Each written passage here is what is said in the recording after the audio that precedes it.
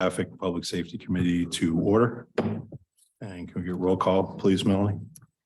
Excuse me, Commissioner Dolzall? Yeah. Commissioner Owens, Here. Commissioner Dobbs, Here. Commissioner Litke. Here. Commissioner Parson is absent, and Chair Moriarty. Here. All right, excellent. So quorum, we're good. All right, moving on to community comments. All right. First on the hot seat, one. Luck of the draw. Thanks for coming out, everybody. Appreciate it. Hi, everybody. Hello. Thank you for having me here. I guess, well, a bunch of people already knows me. And I'm one of the owners of Kellan's Dogs down the street. And I came in 2 weeks ago for the council meeting and expose what's going on around my business, about security issues we have. So I come in here today because I have a strong belief, and you guys can take this matters more seriously, I guess.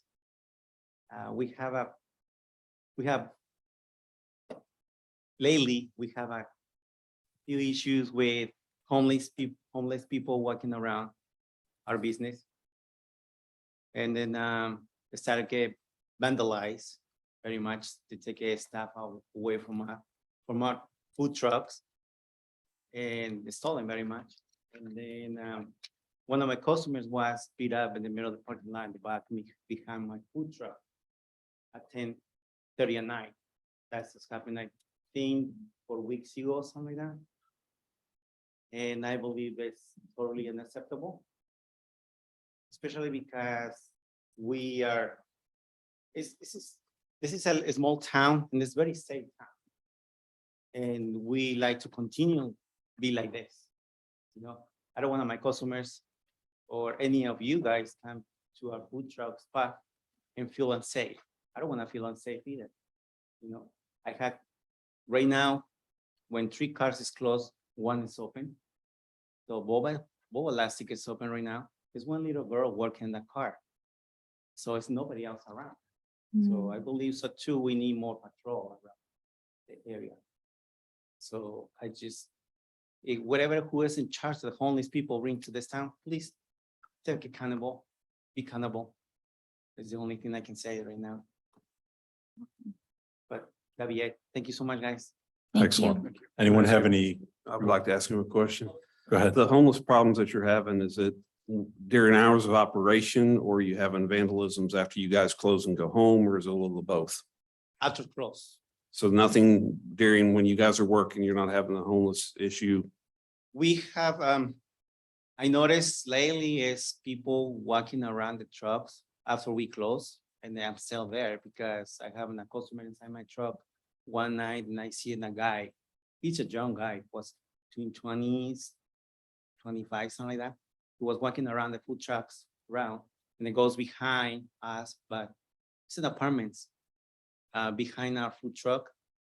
And he was under that desk for a few minutes and walk away, and then come back again, and then goes behind the cars, and I don't know what they're looking for. So now it's more like after we close, but we're not there anymore. And what kind of issues are you having? Are they breaking into the food trucks, or are they just? We have in the towels. An example, we have a company. We rent towels for clean towels. And then we have the towels outside our food truck because they had to come and pick them up. That was on Sunday for Monday. They should be coming pick them up, the towels leaving, and then bring the new towels to us. And then take the whole thing from my food truck and the boba truck. So I don't know why they take the towels, the dirty towels. It's nothing to do with those, you know what I mean? And then we had to pay for those towels. And everything you see in our farm, we support each other. Our all food trucks, we support each other. We pay for everything that's in there. So we're just wasting money. It's not safe. Okay, and then do you guys notify Clackamas County Sheriff's Office when this has happened? Have you made police reports on the thefts? No, I don't make a police report because they don't even come in. We tried to do that before and then they say there's not much they can do. So what is the point? Okay. And what is your lighting situation at nighttime there with the food trucks? Is there a street lamp or anything? We have a street lights and we have lights in our food trucks too. Actually, I was talking to Mr. Juror and Brandy the other day. I believe we need, if you guys can do something about one light and one of the posts outside, because we have not much light at nighttime around the area. Okay, so besides lighting, what other issues do you think would help We prevent these? need cameras. I mean, well, the more important thing for us, we need cameras. We have to get cameras, but right now, we're in a slow time. We cannot invent some cameras because we have budget for another things, for another events is coming soon. You know what I mean? But as soon as we start getting more traffic, people and more business, we can buy cameras and install cameras around our place. But I believe so right now is help a lot if we have patrol, just patrol around the area. Okay. That's all I have. So question, hey there, my name's John, by the way. Nice to meet you. Nice to meet you. Just a couple of quick questions. How long have you had your cart there or your food truck there? And then, in your opinion, do you sense that these incidents have been increasing recently? And then finally, have you had a chance to quantify, actually keep account of these sorts of things? We have our business, we were there for over, March is gonna be second year. So next month is gonna be 2 years now. And we have one issues long, the first year we was there, we have an issue that try coming and try installing the cables. The big cables is connected to the electricity to each truck, but we granted that we for more screws and different kind of screws and attach to the cars, making sure there's no take them out. Because they stolen some cables from the food truck press from us, the tacos, Pepe's tacos. Base. So after that, they tried to take it from us too, but they stopped. And now lately, we have these issues since we see more people coming to next door to CR, AARC, the kayak The business. the kayak Yeah. business? Oh, okay. Clackamas River Outfitters. Yeah, Yeah. so next door, they have somebody else there. I don't know who is that person really, to bring more people and they start bringing people to that. And then we believe our business is a target because you bring people from outside the town, they cannot be around the area. Yeah. So we there for 2 years, the issues stop, but lately they get more, and they get worse. Right, thank you. Well, thank you. Appreciate it, John. Thank We'll you. make sure that Chief Mendoza gets all this information. And we'll try to work on the lights, I guess, with I don't know, would that be PG&E over there or? Yes, is this working? We've already been in touch with PGE about having a street light installed on a second utility pole over there. There's a light at the corner already. You want to speak to that, Don? There's a light on the corner, kind of by Napa area. And then there's a pole right at the alley entrance that has nothing on it. Okay, And so they were kind of come out early this week to kind of look at the pole and see if they can get the light in there comparatively speaking to where the lines are above. And then they're gonna get back to us. So that's what we're waiting on. thank you. Yep. Appreciate coming tonight too. Yep. Next one, we have Mr. Joe Licky.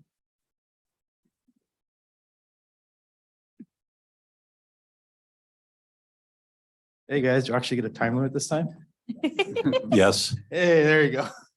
Hey, this is the first time being from this side of things. It's kind of crazy. So I get to speak as a citizen. Yay. But I'm actually a city council member I think I've finally met everybody so welcome, first of all. Mike got a chance to meet everybody first. So anyways, so I just wanted to come basically say I've been watching you guys quite often. Been a great job. Very proud of you guys as a group. I think you guys are hitting things directly on the head where they need to be. Great information coming out. I think Mike's been doing a great job as a liaison. Great reporting, kind of puts my reporting to shame. So A couple things. Something to pass off to the chief, which, I'll let you guys do that, so I don't have to bug him. We did some checking up down on the lake shore down there. I think I reported a stolen car he grabbed out of there the other day. So there was one, it was behind the barriers down there below the mill, the motel. I don't know how they got it back there, but yeah, there was some stolen vehicle got reported. They towed it out of there, I guess, somehow. And lots and lots of trash and stuff was down there by the below the Cazadero and then under the bridge there. So it's been a bunch of homeless down there. Also noticed there's been a bunch of fires along the lake shore, so something that we want to see, check with the fire department and see what's going on with there, guys. Other than that, it's been a lot of great work coming out of you guys and stuff there. So I'm looking forward to seeing what's going to be coming out in the future. And yeah, thanks for everything you guys are doing so far. So. Thank you. Anyone have any questions for Council Licky? Oh, okay. Thank you. All right. All right, Mr. Tony Long Drew.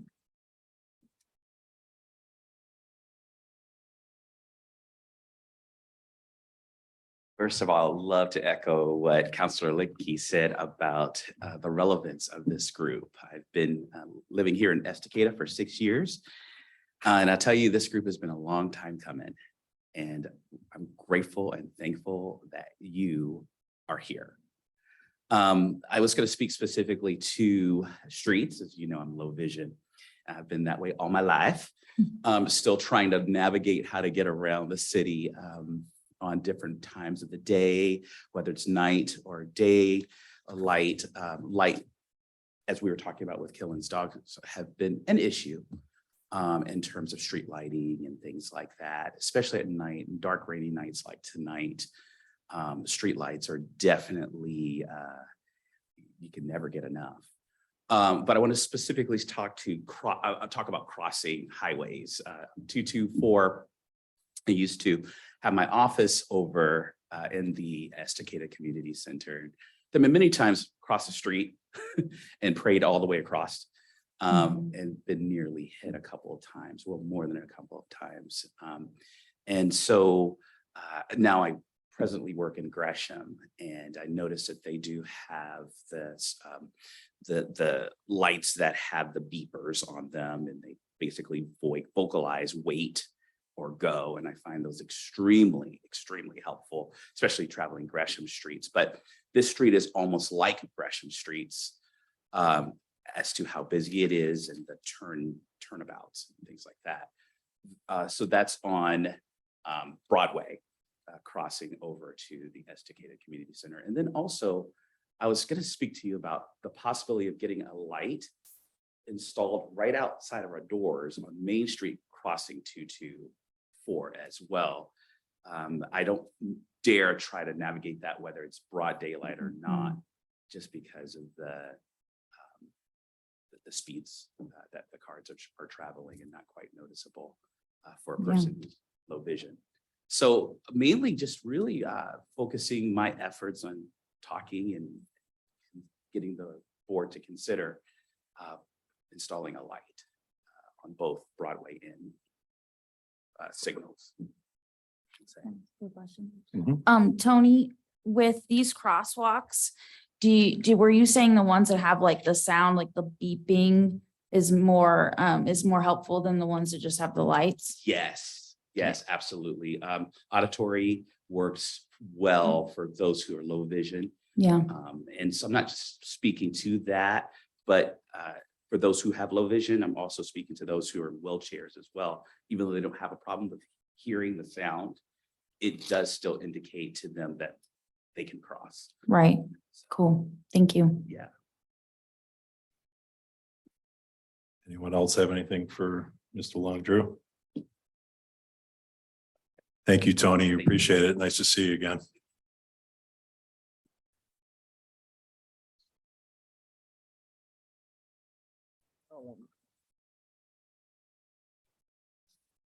And Carolyn Kimball.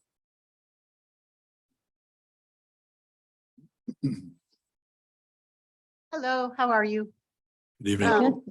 Yeah, so I want to follow up a little bit on what I was saying last time I was here about like crime statistics and some of the policing.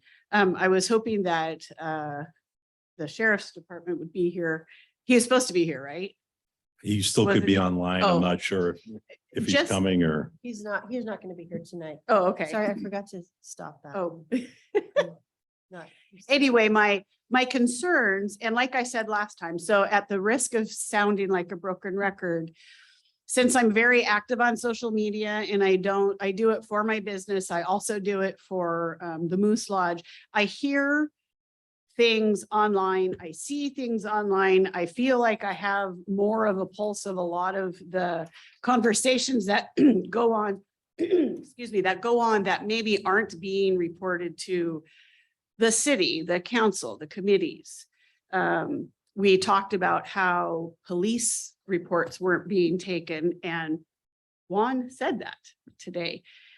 He's had theft at the carts and they're not reporting because what's the feeling and the idea about that is what's the point if the cops aren't coming out to help us?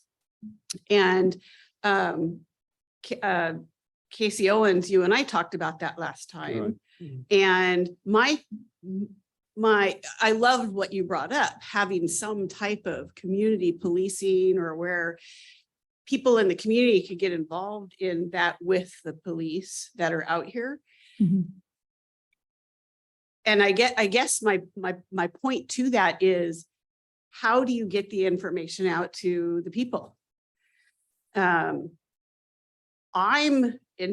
well, okay, I'm smart enough me personally, I'm smart enough to know to go online and check the websites or go to Clackamas County or come to the city government and check that out.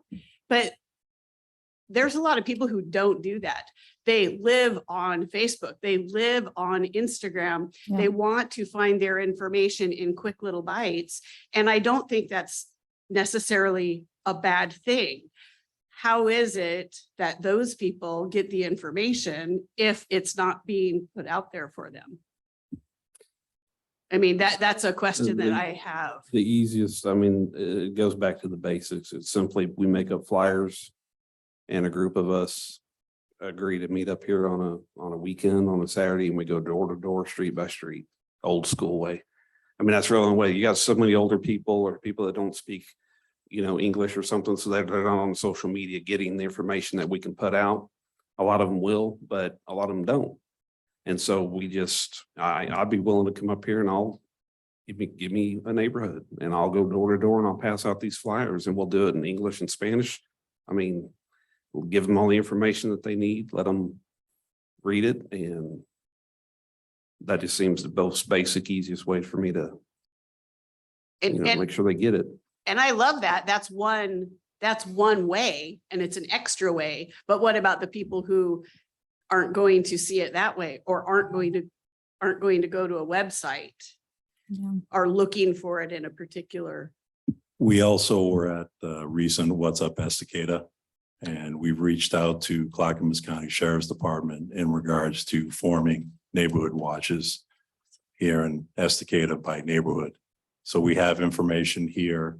If you were to give Officer McClurg a call, once she reaches a certain amount of citizens here in Estacada, she will provide a 2-hour training and the signs for each of the neighborhoods that we'll all participate in to better inform people on what's going on, neighbors talking to neighbors and not necessarily coming down here to the committee or going on social media, but people around, hey, I saw a white Ford Explorer in front of your house. Who was it? Mhm. I didn't see that. Things like that. I think people like to see in this town for sure. With the stolen vehicles or things like that. I mean, I definitely would want to know who's parked in front of my house. They have a legal right to, but I pretty much, I know everything about my neighbors and they know everything about me. Mhm. To make sure that we let them know when people are visiting or things like that. So we're working on that. Love it. I have a question. Oh, go ahead. Sorry. So didn't we talk about last time having a Facebook page? Yes, So wouldn't that be one way we could do that, where we could post these things? We could even download that and, I mean, I don't know who's On has the access to website. it or who's supposed to post for it, but maybe we can find a way to do that. I just don't think we're there yet on the city of Estacada yet. I believe it is set up. Elena set that up for me, and so I just need to confirm that with her. But the way that that works for committees to make posts is if you want to designate who's your Facebook writer, then they can send in to staff, and you need to allow us a couple of days to get, if you need something posted at a certain time, try and get it to us a couple of days ahead of time. And then staff will be posting that on there for you, or if you want to, brainstorm during your meetings and come up with, one or two posts a week for the next month. And you can kind of work on it together. So you could do it either way, teamwork and give us what you'd like to have us post and we can schedule that out. Or you can designate one or two people to work on it together and send in posts along the way. And that would go out on Facebook and Instagram on both, Just Facebook. just Facebook? Mhm. Okay. I think I remember something about when we had our meeting on that Saturday with all the committees that once something was put out, it was put out on both platforms. Well, that was because Hannah Smith from DEC, when we had our meeting, said they have an Instagram or something like Got it. that. Okay, Right. My DEC bad. does have an Instagram. okay, John. So, and that's, it's a related question though, and that is, I don't do social media at all, but I know there's all sorts of different types. And so, be it a Facebook, an official Facebook page, Instagram page, Twitter, whatever, any of that kind of stuff. What do we have? What's possible? And then how do we manage it? And then can you quantify? Like, can you quantify how many people went to the city webpage? Can you quantify how many people go to whatever so that you can document that? And then would it be possible to set up a way for citizens to send a private message to the administrator or whatever, so that they can then start counting? Because for weeks now, we've been hearing about unreported crimes, and I've got some more to talk about later when it's appropriate, but getting a handle on this so that we can start addressing these things before it gets out of control. I think we're all interested in that. Carolyn? Sure. Yep. On the page, who's engaging in any particular post, whether or not somebody liked it, shared it, responded to it, and for a government page, you're going to get more people. I mean, if you're not on social media, but in town, there's a number of different pages that say Estacada, now, Estacada this, that, you watch the ones, there's a lot of that out there. So there are definitely ways to find that information. But what the other side of that though, is I wouldn't want it to be an absolute, just everyone throwing everything out there, and it would just, I'm sure it would blow up the website, and some people report stuff that isn't necessarily true. There's something called Neighborhood Watch, or not Neighborhood Watch, but Next Door or something like that. And my wife's looking at that all the time, and there's crazy stuff on there. And so a way for people to interact privately, but also a way for us to capture it and document it. Is that possible? Yeah.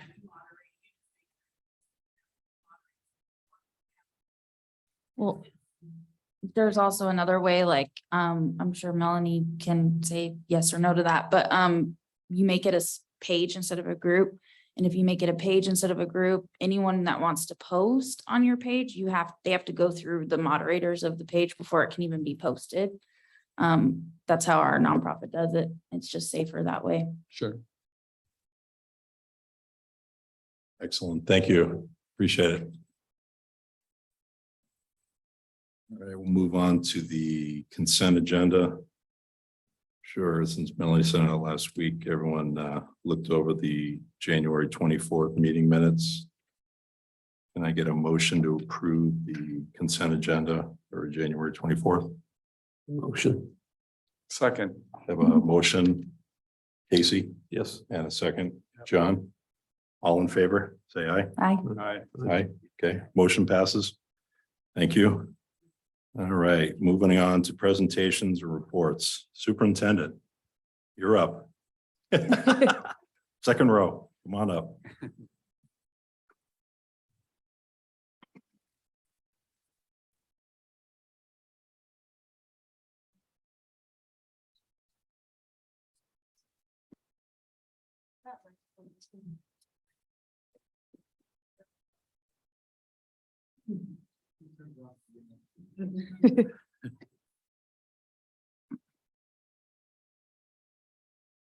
All right, good evening, and thank you so much for inviting me this evening. My name is Ryan Carpenter, and I very proudly serve as the superintendent for the Estacada School District. This is my 5th year serving in that role. I've been a leader inside the Estacada School District now for, hard to believe, 14 years.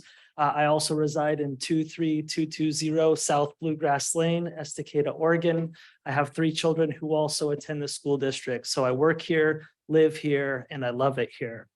It's an honor to have the opportunity to speak with you this evening.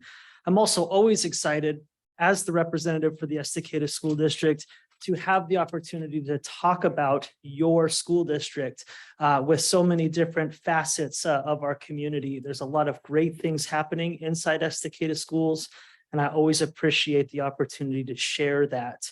And I'm excited to answer any questions, thoughts, comments, opinions that you may have as we work together as one team in an effort to make Estacada a thriving community. I have 2 topics that I'd love to share with this committee this evening, particularly school routes. As we know, we're a growing community and school routes are something that are going to continue to become ever more, I think, congested is going to be the right word to use here. And I'm excited to share some of our strengths and weaknesses. A couple of things that I think are important for you to note. The Estacada School District is the largest employer in the Estacada Eagle Creek community. We employ 268 people. We also have 1,980 students, which is a 10% increase from last year to this year. So on every single day that doesn't contain snow, we move roughly 2,000 people in the morning and in the afternoon each and every single day. And so I'm excited to share with you some of the challenges that we're working through in an effort to move people safely in and out of our school district. And then secondly, I'm excited to speak with you about our relationship with a school resource officer, and I'll get to that in a little bit. Prior to being able to talk a little bit more about our school routes, our communications department has custom made a short 2 to 3 minute video to share with this committee this evening. So Melanie, if you would.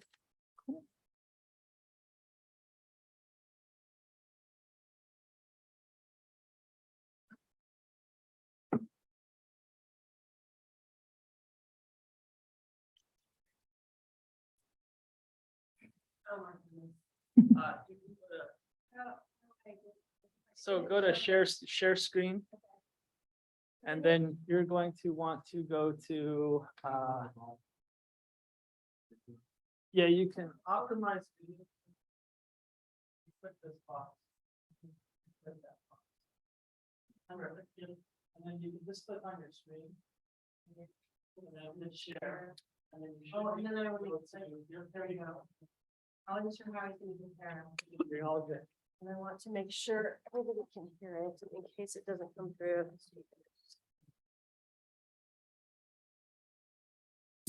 Hi, I'm Mike Ware, Estacada School District's Executive Director of Operations. Part of my role in the district is to oversee the safe transportation of students to and from school each day.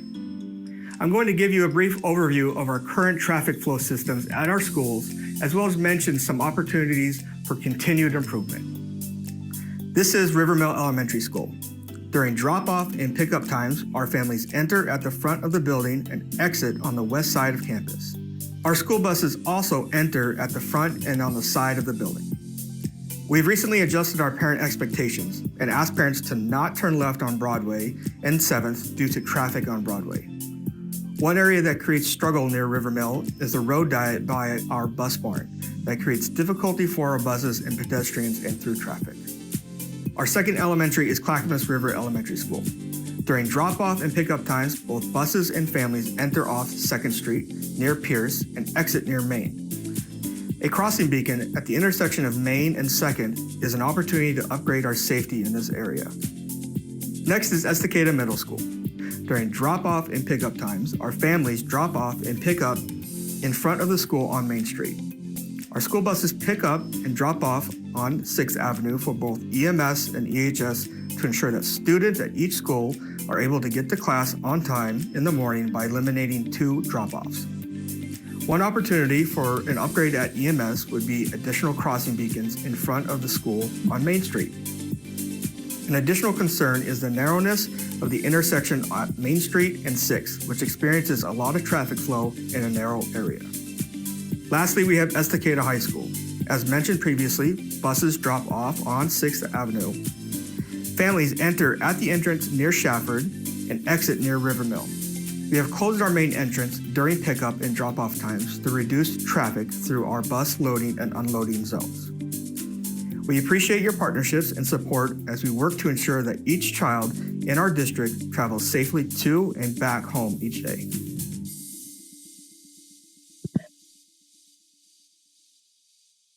I thought this would be a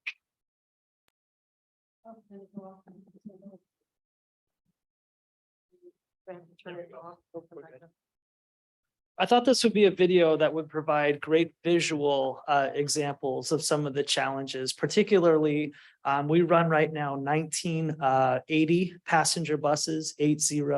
Obviously, those are pretty large. And as you see, when we drop off students for the middle school and high school, we're taking up really kind of both sidewalk curb lanes on 6th Avenue, which makes a pretty tight bottleneck inside of that, as well as we're ushering and chauffeuring really hundreds of kids, both in the morning and in the evening times across those crosswalks. And so one thing that on behalf of the elected school board members whom I represent, we are eager to partner potentially with the city in any committee who's interested in trying to identify opportunities for us to upgrade some of the crosswalk areas near the school that provide, as we see in other communities, some of those brighter yellow strobing lights and opportunities for us to safely identify clear crosswalk mechanisms.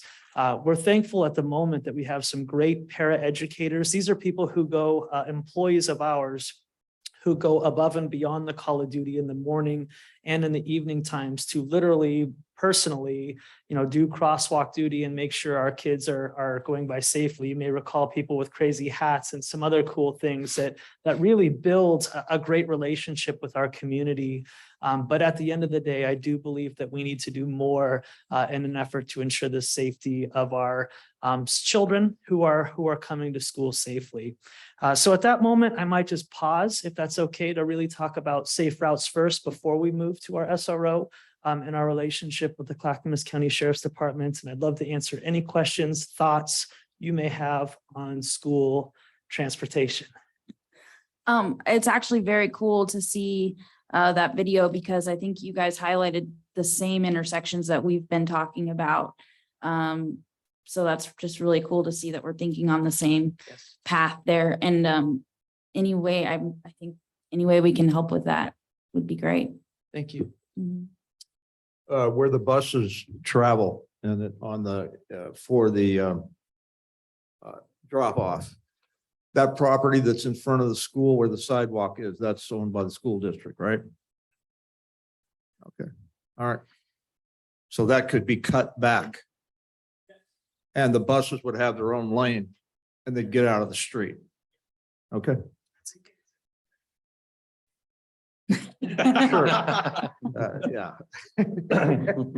That was spendy. Yes, definitely enjoyed your video, Superintendent. Appreciate it. Just wanted you to share with you that our first out of our 4 goals this year as a committee is school zone crossings. Yeah. So it's 6th Street in front of the high school, install a light that overlooks a crosswalk. Improve crosswalk to include button lights, zebras, and ground lights in the crosswalk. So we have these intersections at 6th and Broadway, 6th and Main, need to improve. Buttons for lights, zebra lights. A lot of children. I mean, have a granddaughter, at Rivermill. Yeah. And my wife and I have sponsored 4 exchange students. So we've been to high school quite a bit the last 5 years. Excellent. So we know they go to Planet Cup of Joe Oh, yeah, when they're not supposed to and when they're supposed to, that's true. you know, so they're out. Yeah. So we just want to make sure that they're all safe, but definitely appreciate you coming and sharing that with us this evening. My pleasure. And I would like to expand on that because you're absolutely right, is really high school to middle school crosswalk. I want to say it's not the country, but just one crosswalk over from the countryside on Broadway, Main Street to the middle school. And then really right in front of the yellow community church to Clackamas River. Those are the 3 major crosswalk areas that hundreds of kids go through. To talk about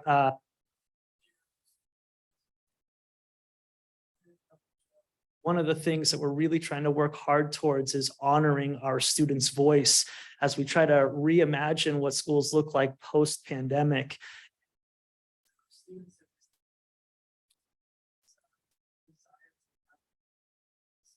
Mm. And so as we consider the liability of allowing our students, the high school students, the freedom and flexibility to be able to do some more young adult opportunities, that would be something to partner.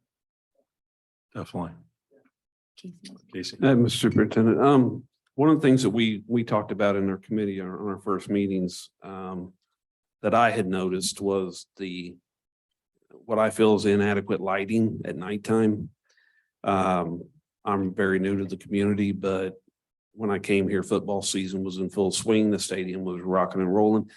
And I would come down 6th Street and the lighting was so poor. And then you have traffic east and west, parents parked with their headlights on, just blind you. And it's only one lane now for you with everybody parked and kids just popping out in between cars. So we've talked about it as a committee, maybe getting some more street lights in that area, especially the 2 crosswalks that lead over to the stadium. But I think he had mentioned that we really didn't know where to put one of them except on top of the what? By the Ranger entrance there to the football field. Yeah, Facing the high school. it was a restaurant. Shining or a- Restaurant, Ranger Sure. Cafe there. Right.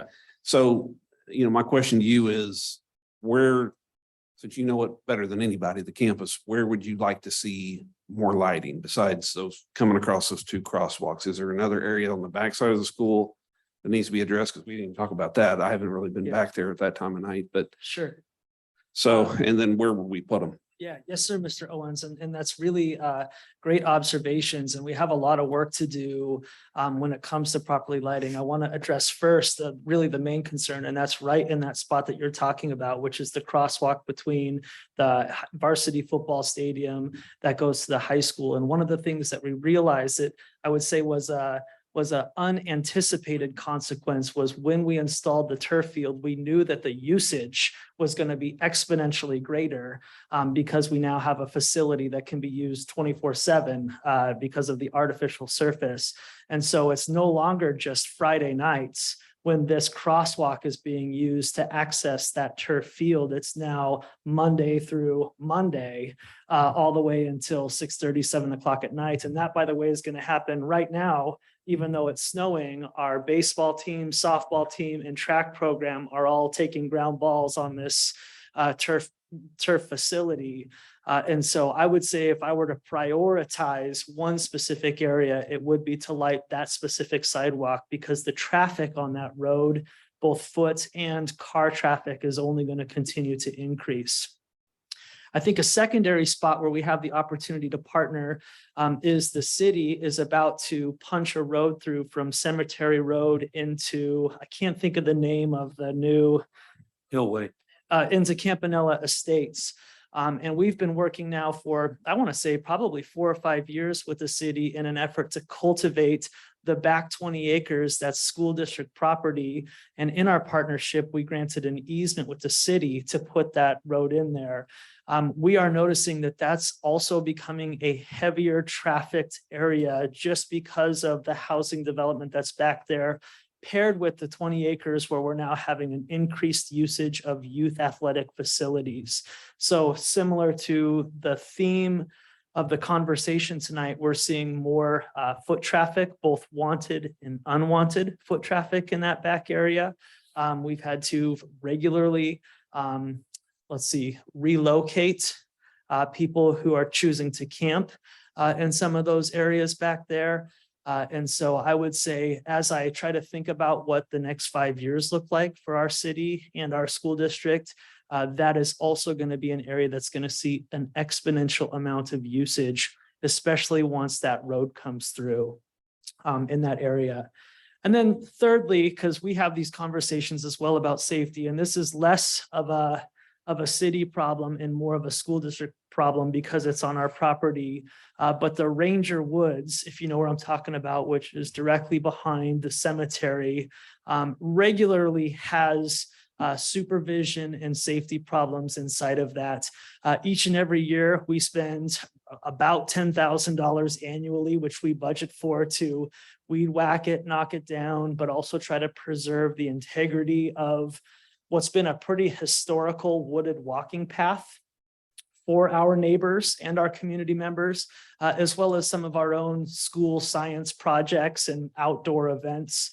But at the same time, it's very dark in there in the mornings and in the evenings. We do have kids who travel to and from as they walk to their houses in and out of school. And so we are actively looking at ways that we can do a better job of surveilling that area as well. But that's less of your problem. But that's just another issue that we're working through from a lighting perspective. Yeah, thank you. Brandy. I wanted to mention first since you were just talking about Ranger Woods, with us working on trying to get these neighborhood watches put together, would it be helpful to get some of those neighborhoods in that area to focus on helping with that? And if so, maybe we can, when we sign up people, we can kind of motivate them to help with that, because I think that might make a difference. And then my other thing, so our daughter goes to Clackamas River, and the other day, I drive in, and as you're coming out and on that street in Maine, I saw the crosswalk coming across, and she had a stop sign, but crossing guard, coming across, she had a stop sign in her hand, and she had a little kid with her, and she's walking across the street with the child, and this car in front of me, as they get closer, they were less than a foot away, just drove right on. And she looked at me like, did you just see that? And I tried to get the license plate to report it. Of course, I didn't get it, but is that a common problem in that area? Yes, it is. That was scary. Yeah, it really is scary. And that's why I really wanted to recognize the heroism of our employees who go above and beyond to make sure that our students are crossing safely. And I would say that what you witnessed probably happens at least once a day as they try to stop that. And the other challenge is, which is nobody's fault, it's just the geographics of this place is as you come up the hill, you're on campus as soon as you come up that hill. And as soon as you come up that blind hill, there's the crosswalk with kids coming. Yeah. And so, I do appreciate what the city has done to put one of those new speed signs up there. That's helpful to those who care about those things. But it's inevitable that as our community grows, as more kids come to our schools, and as our traffic patterns become more frequent, I don't think that's a problem that's going to go away anytime soon, for sure. What was so crazy to me was they were at a perfect stop. and they just went from a stop to a go. And Yes. it's like they didn't even see Yes. or they didn't care. Yeah. Just anyways, thank you. Yes. Yeah, thank you. Mr. McElroy? Just wanted clarity on one thing. The places where you've been running people out of the woods, it's not Ranger Woods or it is Ranger Woods? It's called the Ranger Woods, Yeah. yes, and it's the area that's located just above the track in between cemetery and our track area. Okay, I just want to make sure I had that correct. And the other question was, my kids cut through there all the time, but I've never personally walked through it. Yeah. Is it a direct path that cuts through from cemetery to break open point at the track? Or is it a windy path? Is there a way that we could clear a section of that and get it well lit that would help with that? Yeah. To make a shorter path for the kids to get through there. They're spending less time in the woods. I don't know. Is it For a sure. windy path? back There are multiple paths in there. Okay. The head of the path coming from the neighborhood developments towards Sixth Street starts at the very bottom of that dip where there's a crosswalk, and you can access it from there, and you can take 3 or 4 different forks.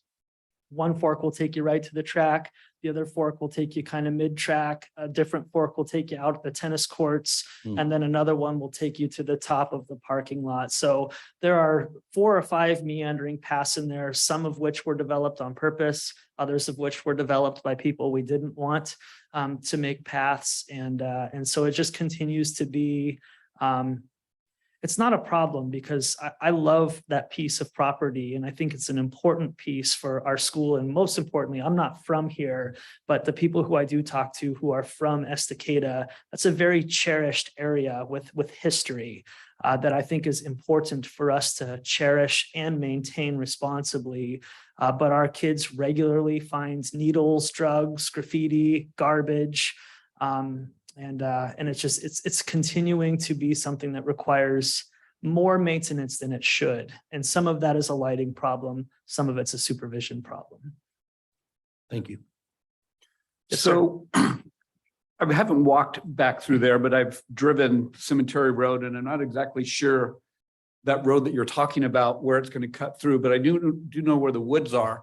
And my question is, there's like 8 or 10 new subdivisions going in just that way. And that looks like, especially for kids that are riding their bikes to school or maybe walking, I'm not sure of the distance, but that the traffic, the not pediatric traffic, the kid traffic. Same thing. Is potentially hundreds and hundreds. Yeah. And so I suspect that you guys have thought about that. And what are you guys thinking regarding the amount of traffic you're going to get there and ways to help make that as safe as possible? Yes, sir, we have. And it's something that we need to continue to improve on. And there are 2 problems with the direction in which the development is going. Directions, I mean, by like a compass direction. Right. And that is most of those new developments go into our River Mill Elementary School boundary. And so from a proximity perspective, that elementary school is the nearest to all of those new developments that you're referencing. And in partnership with the city, again, the city's been a great partner, but for the most part, they've been successful at connecting sidewalks to make sure that every child has a connected sidewalk for the most part to be able to access school safely. The problem that we're experiencing now is that River Mill Elementary School has today 519 students inside of it. I point that out because Estacada High School has 509. So River Mill Elementary School is larger than our high school currently. It's not that way for long. There's an anomaly in our high school numbers just because of the growth and who's coming into our community. They're all young kids and young families. That will eventually escalate to a giant high school, right? But right now, River Mill Elementary School is the largest school inside our school district. And so we're going to, as we think about growth, we're going to need to start talking about changing the boundary in an effort to move more kids to Clackamas River. And so the geography of where this growth is going is going to create new challenges for us in terms of how is a kid who lives inside a 1-mile radius of the school district, because we're legally not allowed to transport students on a bus who live inside a 1 mile circle from their school. And so we need to find a way to get potentially kids safely from their house, potentially to a farther walk than they're used to at the moment. We're not there yet. We're probably a year, not next year, but probably 2 years away from having to have that conversation with our community about how we disperse our children to balance out our facilities. Yeah, big challenges. Thank you. Yep. Can I ask a quick question? Brandy. You said you legally can't, what's that? Is it state law or? Correct. It's actually federal, believe it or Oh, not. So wow. so inside baseball, the federal government reimburses school districts 70 cents on the dollar for every dollar spent when it comes to transportation. So when we buy a $120,000 school bus over the course of 10 years depreciation, the school district gets 70% of that $120,000 purchase back. We take that money and then we parlay it into more buses. So we always have a safe and updated fleet. That also goes for the reimbursement of all mileage, wear and tear, fuel, gasoline, anything inside a mile, we do not get reimbursed for. And so anything outside of a mile is where we get the 70 cents on the dollar reimbursement. Okay, thank you. Yep. That's a great question that a lot of people don't know, and it's important to know that. Yeah. Excellent. Anyone else have any questions for Superintendent? Well, this is just school routes. Let's talk School about. routes. I'm waiting for the SRO 50% done. Okay. You guys had, this is a 2 or 3 hour meeting, wasn't it? It always Okay. ends up that way. That was last month, Superintendent.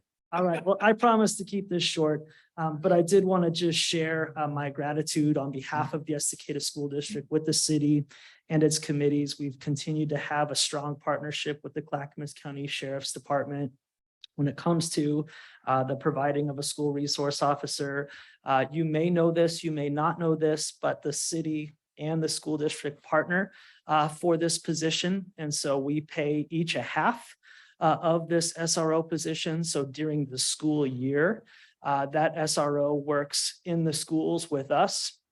And when school is not in session or during the summertime, Christmas break, spring break, they serve as an additional officer in the city. And that's been a great partnership that's worked out very well for us. We also had a great partnership with Sandy prior to that.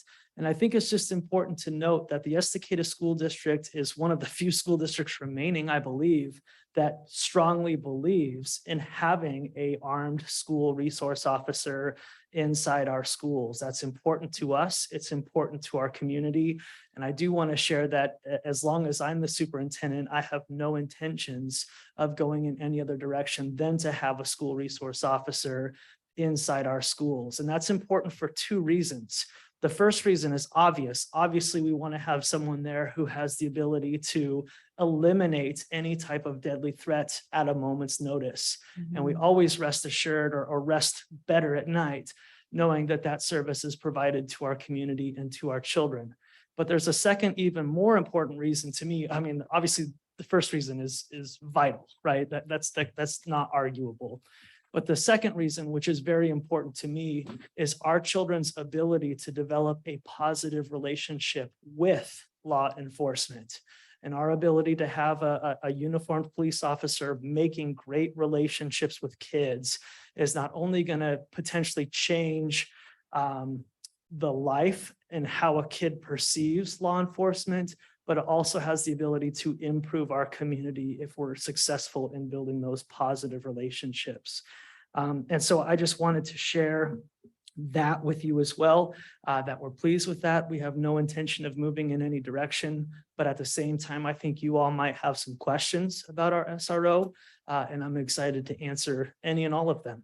Randy. I have a question. It's not specifically about an SRO, but we had discussed at previous meetings how I think it was Chief Mendoza that came up with the idea of possibly, because we're trying to find ways to get more police involvement with the schools, but do it in a way that wouldn't cost any additional money. And one of the ideas that came up was providing an office space at each school for the officers to have, not necessarily that they would be planted there, but like they have office space at here and they have an office space at, I think, one of the churches. So to have an office space at each individual school might provide more traffic with the police officers being there. Is that something you guys would be okay with or look? Absolutely. Yeah. So first of all, our SRO already has an office where Right. they're at full-time, and they work throughout different parts of the school district during the day. But we also are more than welcome to have the in-town police officer, or really any first responder for that matter, is welcome to set things up. I will tell you, as I just shared, as we grow, our capacity and space is becoming more and more limited. We're also filling up offices not only with first responders, but with mental health counselors, physical therapists, occupational therapists, et cetera. And so the requirement on public schools to provide social wraparound services is continuing to fill our school buildings as well. But at the end of the day, yes, is the unequivocal answer to that. We would love to have anyone. We've got warm coffee, free coffee. I mean, so they're more than welcome to come, and we would absolutely accommodate that. That's great. Yeah. Awesome. John? Two questions. The first one's real quick. Is there resistance to an SRO that you're experiencing in the school district? I am not. No, our community has made it very clear that they want this. As we've looked at different budget constraints, and as we ask our community what are their priorities when it comes to budgeting, the SRO is always on that list. And so for the most part, no. I have had situational circumstances where there has been a negative encounter between the SRO, the child, and a family, but that's usually because of something that occurred with the child that has led to a negative interaction between the families. Usually those are drug-related offenses, but when it comes to the overall safety of having someone in our campus, I get pressure from outside sources, but I do not get pressure from inside sources. So the second question derives from the newspaper article. Yes. I read recently, and it had to do with that. What do you call that thing that you guys are buying? Well, I'm guessing it's Vocera is the word. That's it. Yes. And it looks like, and I know it's not set in stone, but it's $192,000 that's been approved, but that's not the final price. And I know that's I suspect, an acquisition cost, and there's going to be an ongoing Yes. some kind of maintenance cost or something like that. But what struck my interest, because having additional SROs in the district above and beyond the one already was something that we've talked about several times. And I just happened to, there's so much information that the city puts out. It's mind numbing. But I happened to notice that the budget just came out. And I saw that the actual budget for police was $181,548, which is less than what you guys are potentially spending on this system. And so especially if you're splitting the cost, how does it work out getting, say, what, 4, maybe for one SRO at each location or whatever it is. But from a math standpoint, I'm not sure if it's a wash necessarily, but it makes sense, or it can make sense. And so I'm wondering if that was something that was discussed, getting additional SROs instead of something like this. And then I guess as an add-on question, are there any other programs or items or whatever like this that the school district's considering? Yeah. First of all, I want to say that that's a very thoughtful question, and I appreciate you reading, educating yourself, and being willing to ask that question. And my answer to that is really 2 parts. The first part is what we're attempting to do with a communication system is separate from a legal circumstances. And so just to address the why behind our purchase of this communication system is, as we've come back from the pandemic, students in general are experiencing different complexities when it comes to behavior, dysregulation, special education, dealing with tough circumstances, and just not liking when it's at times to do math. And so their answer to not wanting to do math is to throw things. or act out in ways that requires more adult attention. And so currently, our school system, who employs 268 people, we do not have an efficient way of our employees reaching out for help. And it's not legal or police help. It's help from vice principals, principals, other paraeducators, people who are trained expertly in working with students with complex behavioral circumstances. And so our why of purchasing this is our students or our employees who work and are supporting some of our most challenging children who are getting kicked, hit, bit, spit on, etc. This is a way for them to reach help and get help. That's not, there's a difference. I hope you're following me this. There's Yeah. a difference between 911 help Sure. and service from what we're providing. And what we're investing in here is the opportunity to equip every employee with a communication system so that they can seek help. This system also helps where, you talked about having a child at Clackamas River Elementary School. If you want to call the front office and say that your child is being picked up instead of taking the bus, this device allows the secretary on their communication badge to speak directly to the classroom teacher to say that there's been a change in the departure plans for that specific kid. And so that's what's different, because I've had a lot of questions. Why don't you just buy everyone a walkie-talkie, right? That's cheaper than this system. And my answer to that is in a walkie-talkie, there could be several channels, but the only way to have a private communication where we're trying to protect the confidentiality, HIPAA, FERPA, and some of those other things, we can't just blast things on one channel for any and all to hear. And so this Vocera program is something that the hospitals are regularly using on a daily basis. If you go to a hospital, have an appointment with a doctor or nurse, they're already wearing one of these badges. And so we know that it's been proven to keep confidentiality. It's proven to work in complex environments. And this is why we're investing into that, is to support our staffs being more efficient in serving complex children. This $198,000, which is not the final price, you're correct on that. We're actually utilizing our federal ESSER funds, which were given to us from the federal government through the COVID emergency relief. And so this is all of our taxpayer money going to the federal government, but this isn't impacting what we locally invest in our kids in classrooms. And so this money goes away after next year for school districts. So we chose to use this one-time money to invest in something that's really expensive, state of the art, and will support our employees while using these one-time funds for that specific thing.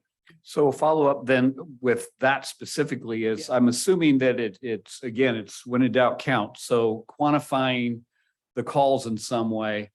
And I'm assuming that will happen once that system is in place, is you'll know how many calls per day, what the content was, that sort of thing. Yep.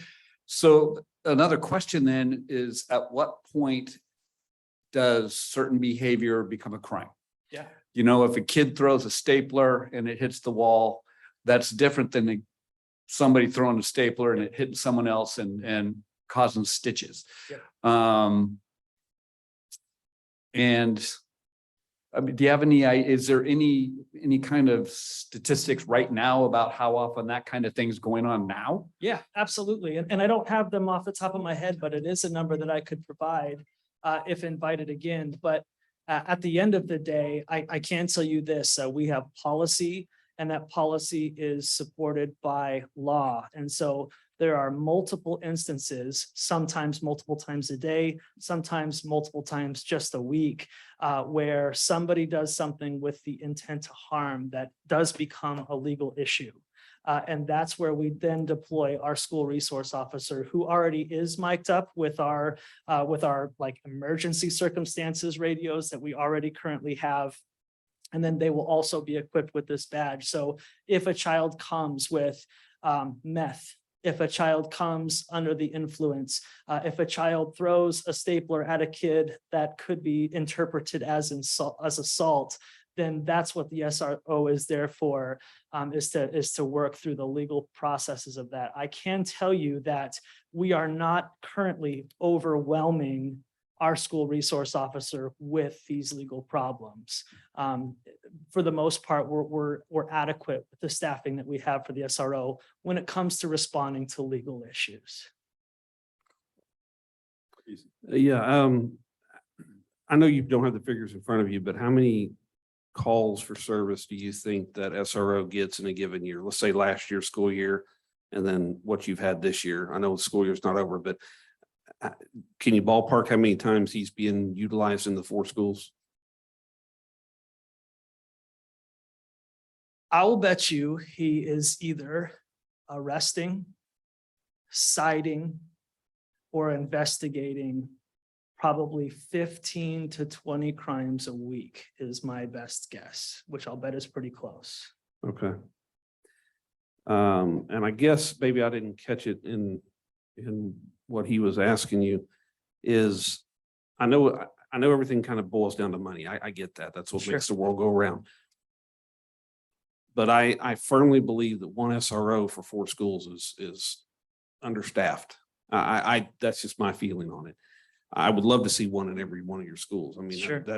I think you would too. And I appreciate what you said, how you're still a superintendent that's going to stand by having somebody that's Yes, going to sir. stand there and take care of a threat. That's what I like to hear. Yes. And that's my personal view on that. So with that being said, is there a way to partner with anybody? I don't know who or how the money would work out, but to get at least one more SRO that, you got one guy that's running the school, the 4 schools. If he doesn't come in, if he's sick or he's on vacation, who fills in?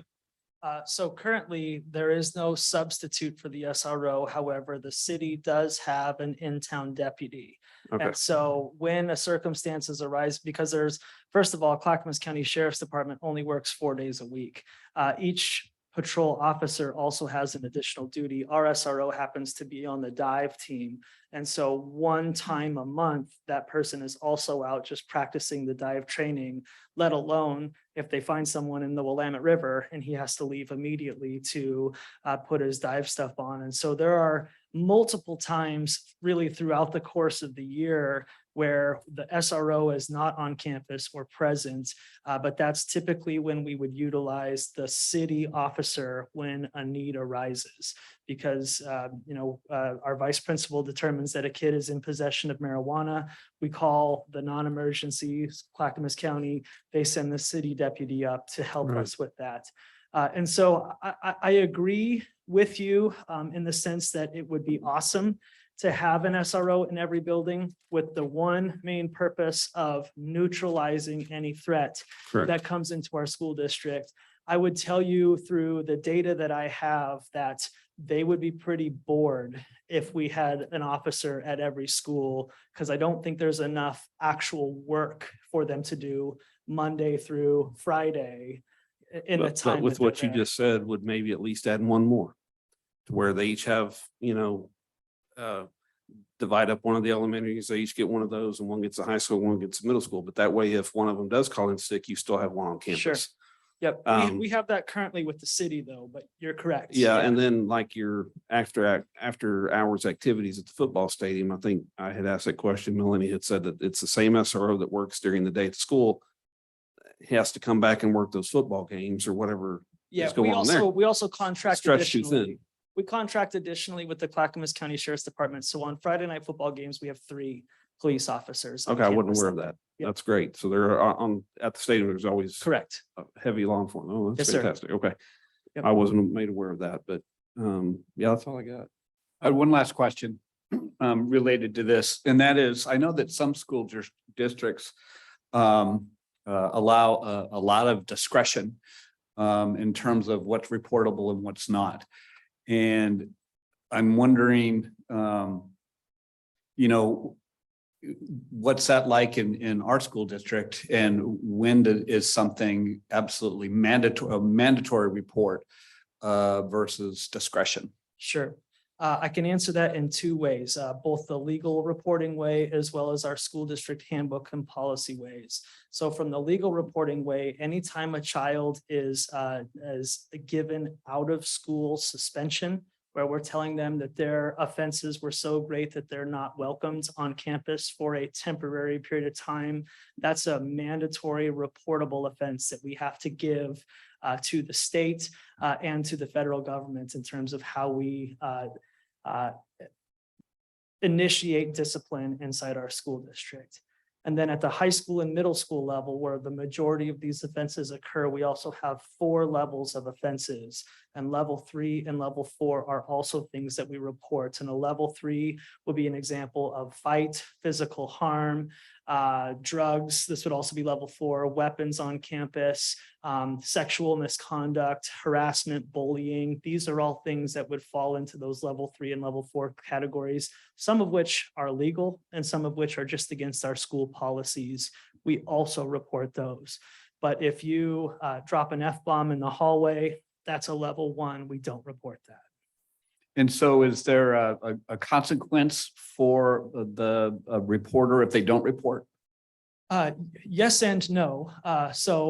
Yes, when it comes to the things that people are mandatorily required to, child abuse, drugs, etc., we could lose our license if we don't report those. And so we're required by law, and our team does an excellent job of reporting everything that falls in those lines to DHS, to authorities, and to the administration. I would say in some of it, also drugs and alcohol, it's a no-brainer, right? But when it comes to other issues and circumstances, some of it is up to the judgment of the employee. And we work with each individual situation as that's reported to us. Thank you. Yes, sir. Thank you. Mr. Dobbs. Yeah, you mentioned the budget earlier that you partner with the city Yes, sir. on the budget with the RSO, so SRO. So when you guys hire, when we have officers come for the games and stuff and events, is that in your budget only, or is that a partnership? That's in our budget. Yes, sir. Okay, so are they on like a 4-hour shot, or how's that roll out? Typically what happens is we ask the Clackamas County Sheriff's Department that we have a home football game on Friday night. It's going to bring 2,000 to 3,000 people into that specific area. And we typically have a dance afterwards. And so we put the request into the Clackamas County Sheriff's Department. What I'm told is they put it on a board, and anybody who's looking for additional overtime or extra pay will typically sign up for that. And then they show up on Friday nights. And then later on, it's usually quarterly, they send us a bill for everything that we did. And then the school district pays for that service. So you know ahead in time in your actual financial budget that you're going to have the money there for these Yes, sir. allocations? Yep. Okay, Yep. We budget accordingly for that. good.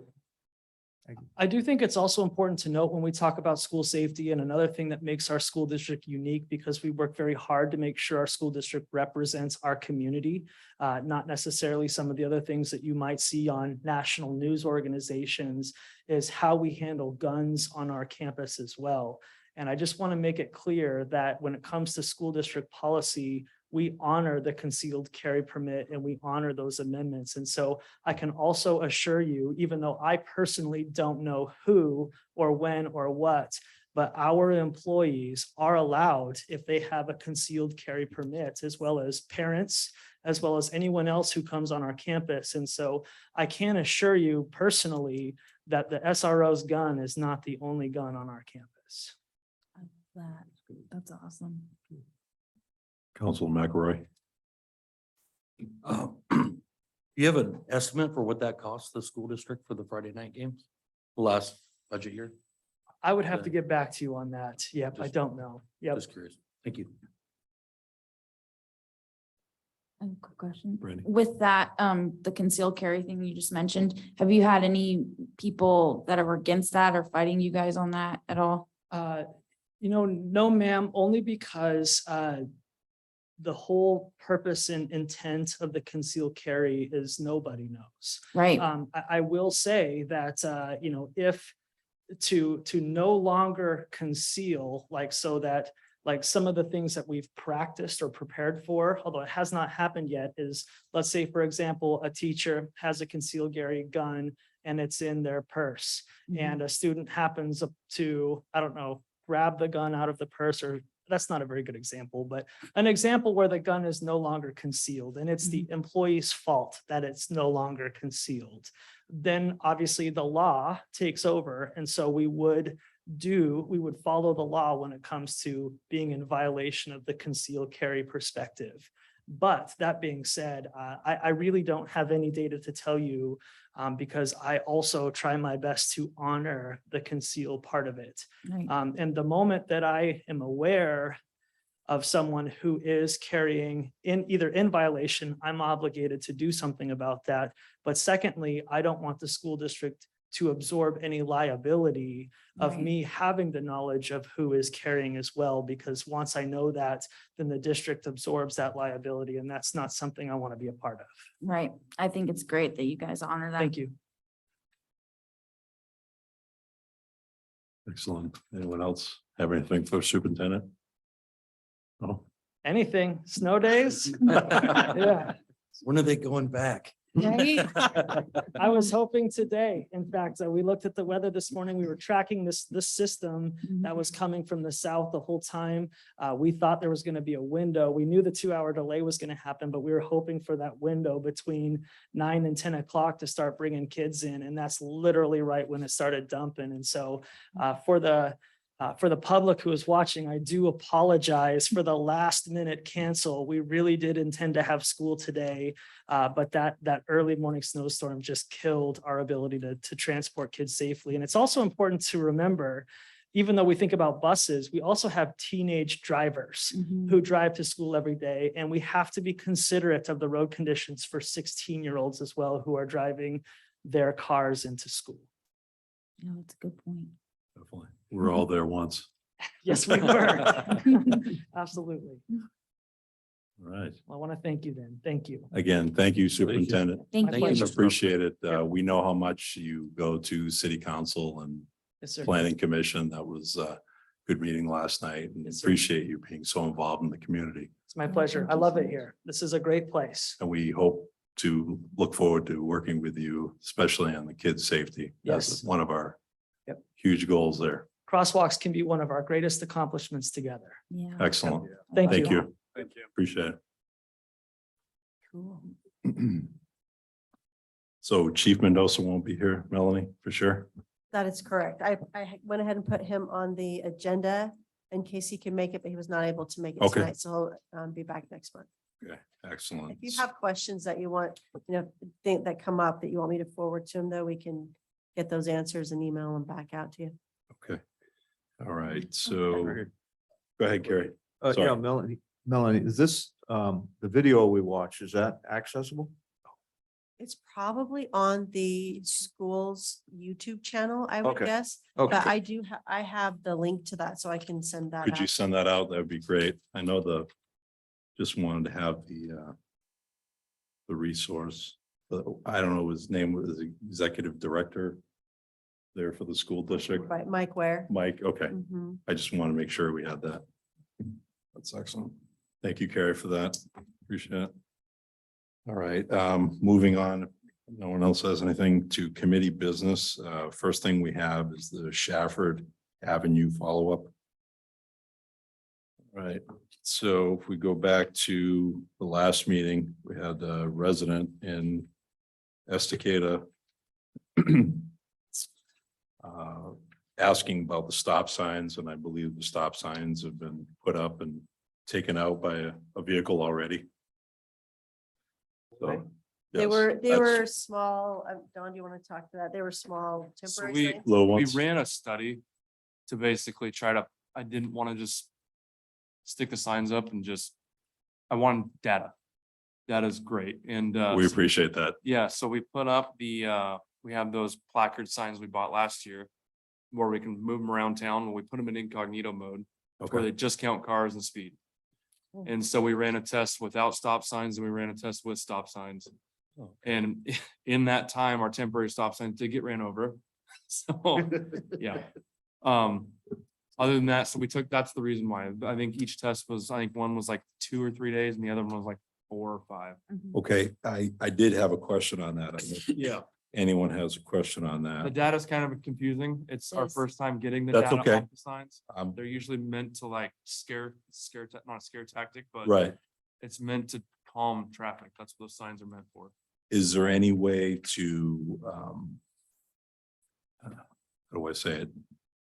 Show us, specifically, say not so much an average. I guess it has the specific days on how many days and how many vehicles. So it has the At the median, bottom. it has the median speed on Right. every time slot. And it has the high and the low. I think one of the Okay. weeks you'll find someone with 51 miles per hour, 51. Yeah, we Yeah. did see. it. which was high. Yeah, very 10 high. o'clock at night on the 14th. Yeah. So, and then that's another thing, the timing's off on those. The Okay. signs, there's something weird with them. Okay, To where, so you'll see, there's a pattern there where you're gonna see like 140 to 160 cars go through. That's actually when school's going into session, school's going out, and then you can base your times off of that. The timing on the cameras, I cannot get right, okay, and so we have a meeting with the actual sign manufacturers, and they're gonna go Awesome. through it with us. excellent. So, yeah, the median speed is the average between all the cars. Was it the mean speed column? Yeah, the mean speed. sorry, Okay, that's mean okay. speed. Just making sure. And so that's the average speed of the two randomly placed signs on Shafford. And Okay. what they're seeing in there, which I mean, none of them went above 25 for the mean speed.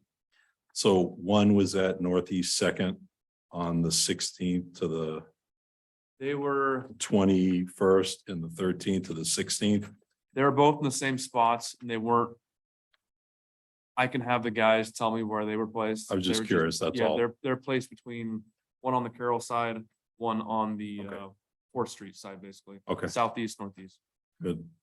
Very good. We appreciate that because now we have something to go by. And according to the city code, the city council can make a decision about placing stop signs and traffic control by a resolution. And so if you review this and discuss it and want to make a recommendation to city council, we can, I think they're interested in discussing that at their next meeting also. Okay. Question, Brandy? Yeah, just real quick. If I'm reading this correctly and you can correct me if I'm wrong. It's looking like those stop signs made a significant difference in the speed. Yeah. Is that what I'm reading? Am I reading that correctly? Because if you look at with stop signs, I think the highest somebody went was 41. But your means are lower. But I mean, I could be reading this wrong. I don't know, because it's a lot The of. mean is, it takes all your speeds, adds them up, divides them by how many cars. Mhm. And so that's gonna be your average speed. I think you probably saw some the anomalies of someone going 51. And I don't know if that's just a rare case or it was because stop signs were there. So I think the average speeds were a little up with the stop signs there. But I think you had higher. The 51 happened with no stop signs. We didn't really summarize or create that. No. We didn't analyze this data for you. Okay, We could, a traffic engineer could gather data and then tell you what it means. We didn't try to tell you what it means. We just tried to present it to you. Being that we're not experts at that either. So I think that you guys can take a look at it and It is determine interesting. the best you can. The highest mean is with the stop sign though, the 25. Yeah, I just think it was weird to do, like, maybe a longer time frame might be a good way to do this, but. Like you said, we kind of probably should talk to a traffic specialist or something. definitely. It's a pretty relatively speaking, low volume of cars. The total number of vehicles per day. One end of Shafford seems to have more vehicles. And I think one of these was a holiday too, so that could have Yeah, impacted. it. That's what I was asking. Was it a Saturday or Sunday We or had a weekend We had a a weekend in weekend? there. Okay, with the stop signs was over the weekend. okay. And so, but it is relatively low volume, so I don't think that, I don't think it requires a traffic engineering study, otherwise we would do that. It's several $1,000s to get a study, but based on the the fact that there were stop signs there before, that it's a relatively low volume road compared to like Main Street or something. I feel like giving you data on that and the anecdotal things that have been said, you could potentially make a decision. I have a feeling once stop signs are up, then you'll hear from the people who don't want the stop signs. But that way, it's up to you to make your Okay. decision. So. So basically, we would recommend to the city council, basically, if we decided to please put the stop signs up permanently. Is that what you're saying? Yep. Okay. And then I think the other part of it was a concerned citizen contacted us about a sidewalk by Northwest Third, Mhm. and code enforcement went out, and that was all cleared up within days. So that was pretty fast action. We appreciated that. I think Public Works also keeps Oh, an eye, okay. they keep an eye on sidewalks in that. And that was area. great, because I know that the owners there have the street on Pierce, and then they have Mhm. one on First and Second, and then they also have the other sidewalk behind them. So You have a double. I didn't know, since there were new sidewalks, if they knew about that. Yeah, back in the day where it was no sidewalks, we used to take a flail mower and the city would just try to get to the edge. Right. And then that was it. Now those people that have had those sidewalks, they never even go out there. And it's basically used for the citizens. So we try, when we see stuff on the sidewalk, trees hanging, we usually try to get out, trim them, clean the sidewalk off the leaves. Also, But it is the homeowner's responsibility. okay, excellent. Thank you. Anyone else on that? Anyone else? I'd just like to say I appreciate the getting out there and taking care of that because I know it was a concern and Yeah. I appreciate you guys putting the stop signs up so we could see those changes and so thank you. Definitely. Excellent. All right. Anyone else have anything on Shafford? Counselor? I didn't get a chance to see those stop signs. How big are the temporary stop signs? Do they catch your eye as much as a permanent stop sign? No, they're on a barricade and it's the same exact size of stop sign. It's just temporary. Lower. Down, Instead of us okay. putting a post in the ground, doing it at 7 feet. This Yeah. one's on the ground. Got it. If there was a car parked on the side of the road, would they have seen it? No. No. No. Okay. We did put up the traffic change Yeah. ahead. So Okay. they had pre-signs to it. So we have to put a traffic change ahead sign, then the stop sign. Just so people don't go out there Monday and just hit that stop sign.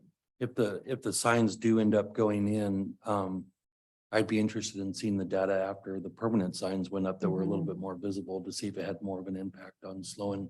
Yeah. I think the inconvenience, like if I'm coming into town and I have to choose between Broadway or Main and I want to get home quicker, I know I don't go Broadway because of the multiple stop signs. And I think it'll have some calming effect on the Mhm. volume of traffic that goes through there. If they know the delay of the stop signs are there, it'll probably decrease some of the people that are in more of a rush. They may go to a street where there's not as many stop signs. At least that's what I Yeah. do. So, Jump down the Pierce or Definitely. something. yeah. All right. Thank you, If you Counselor. want to make a recommendation, then Yeah. somebody would want to make a motion. and So we could report it. How would we word that? Yeah, I move to make a recommendation to the city council to put permanent stop signs up. have a first. Do I have a second? John? All right, all in favor of the permanent stop signs on Shafford to make a recommendation to the city council? Say aye. Aye. Aye. Motion passes. Woohoo. Thank you, Melanie. None opposed? No. Okay. And let's see, second on the committee business, we have a national night out event. Anyone, Brandy, you want to talk about that? I just think I'm excited because I think last year it was the library that did the National Night Out. And I think with what our committee does, it's perfect for us. So I'm not sure how to get started with it, but however we need to get started with it, let's work on figuring that out. Location and Yeah. I guess materials that, what did the library have last year? I didn't attend last year's, but they have anything, or did Clackamas County Sheriff's provide all that info? what was last year? They had multiple booths, they had activities that different groups come in. So they did it right in front of the library. And they had a fire truck there for a while. There was a couple deputies that stopped by, Lieutenant Mendoza was there. But they also had just other community activities, just kind of for interconnectedness. They didn't do a barbecue or anything with hot dogs. Okay. There were you there? Did anybody else go? It was fun. It was a good time to connect and get information and, but I think you can, do whatever you want to do. It's wide open. There's no tradition to follow. I know in Happy Valley, they've had it like in Mhm. different communities where, like a neighborhood could sign up to, have the city provide hot dogs, buns, a bag of chips and a couple 2 liters of pop or something. They could go and have a little barbecue in their own little neighborhood. And then, the deputy on duty would, try to make his way around and talk to people. But now I think they do it all at Happy Valley Park, kind of like we did it here last year. So everybody comes to one place and maybe you don't have as much interaction with your direct neighbors, but it makes it a little easier on the folks, the fire and police trying to get to everybody. If they're all in one place, and you can still do a barbecue if you want, or you could, whatever, it's pretty much wide open, so. Okay. That What's- sounds good. What's the exact date again? Is it July or? It was in August. I think it's August or September, August? isn't it? Let me Okay. see. How fast can I find it? Or somebody else can probably find it faster. Brandy, would using the high school parking lot be I think that would be awesome. not the biggest parking lot in the city?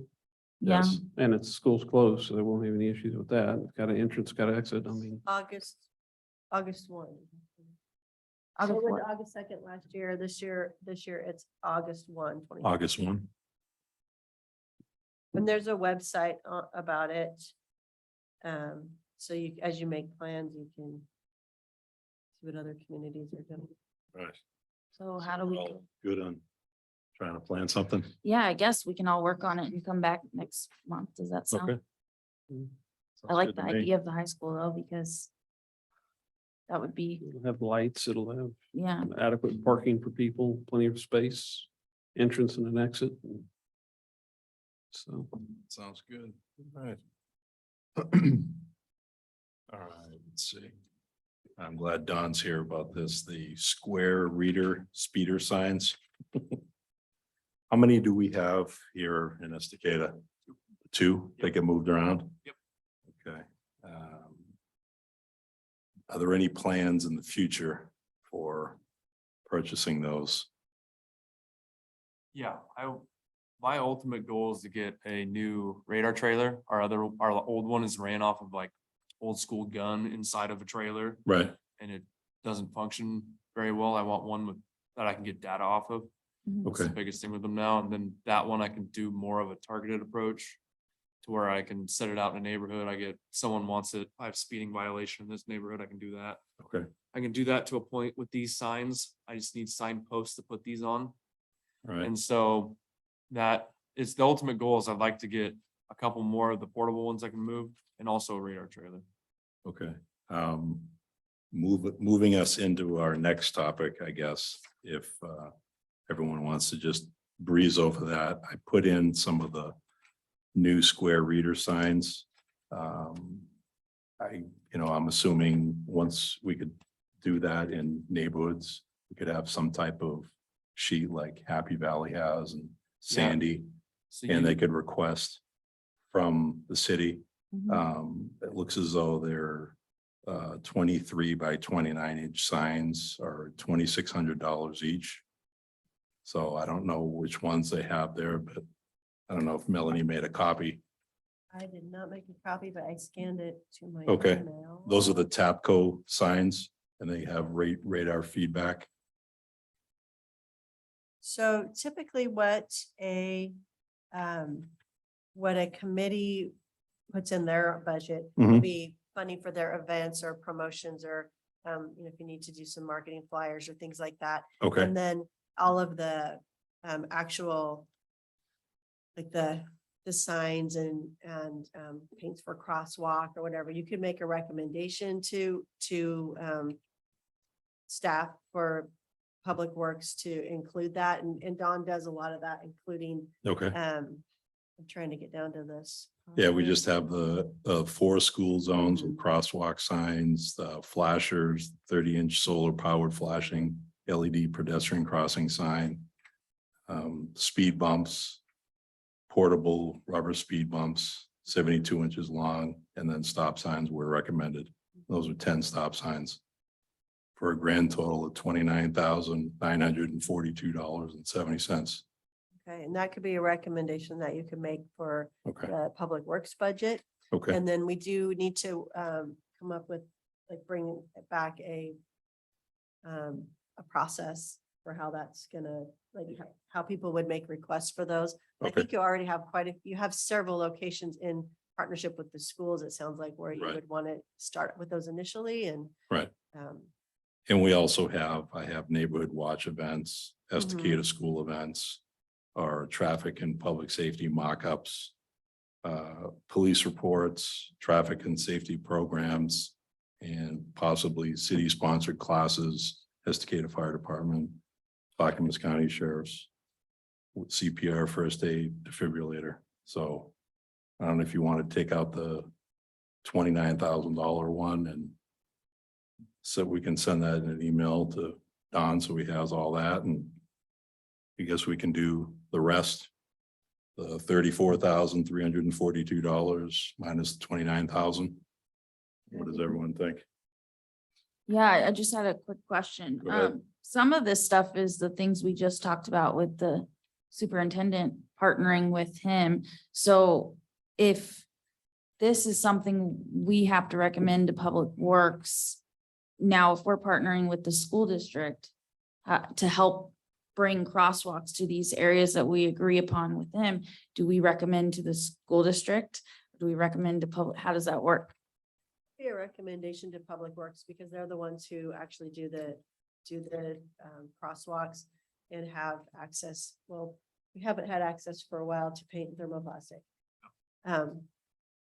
For whatever reason. In over a year now, I can't get primer for thermoplastic, Mhm. where I can't put thermoplastic on the ground.